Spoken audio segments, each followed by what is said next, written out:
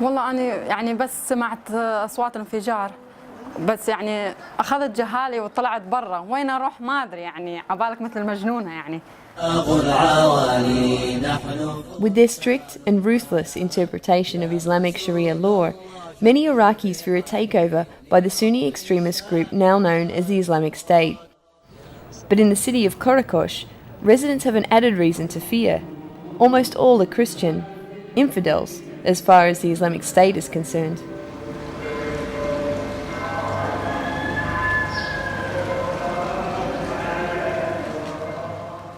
This city is the home of a large part of Iraq's shrinking Christian minority, and now it sits just a few miles from the front lines of what appears to be the beginning of a sectarian war.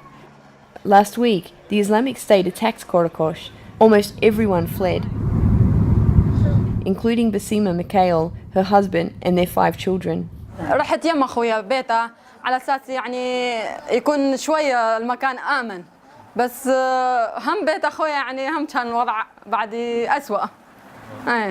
وطلعنا من القرقوش أنا وعائلة أخويا همين. Violence is nothing new to Iraq's Christian population. It's like a cycle of every 10 years we have a catastrophe.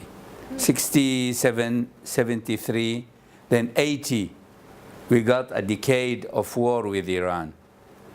Then 90, 91, then 2000, 2003, then now 2014.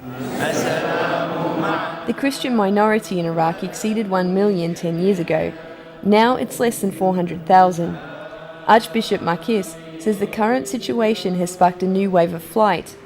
Every day, he says, he helps Christians apply to immigrate abroad. It's good and it's bad. It's good for them to have a calm life for their children, but it's a desertification for our society. We are rooted in this country. We have 2,000 years of roots of Christianity. We have our graves, our sanctuaries, our beautiful churches here in this country. It is a pity to consider if this country is completely emptied of its Christians. In an attempt to preserve this Christian heritage and protect their families, a security force of 1,200 local Christians was established in Karakosh almost a decade ago.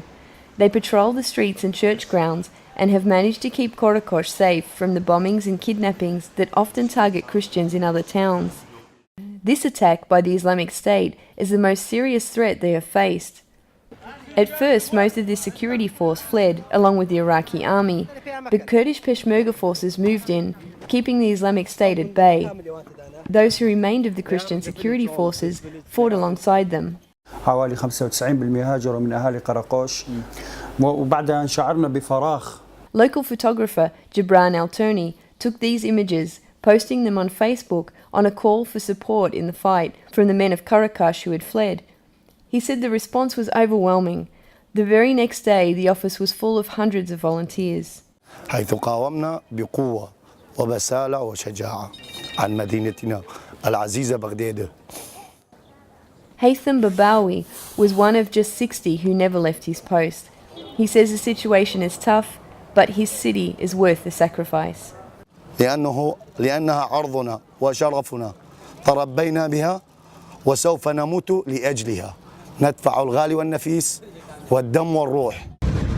Now that the Kurdish and Christian forces have secured the city, even families, like Basima's, have begun to return.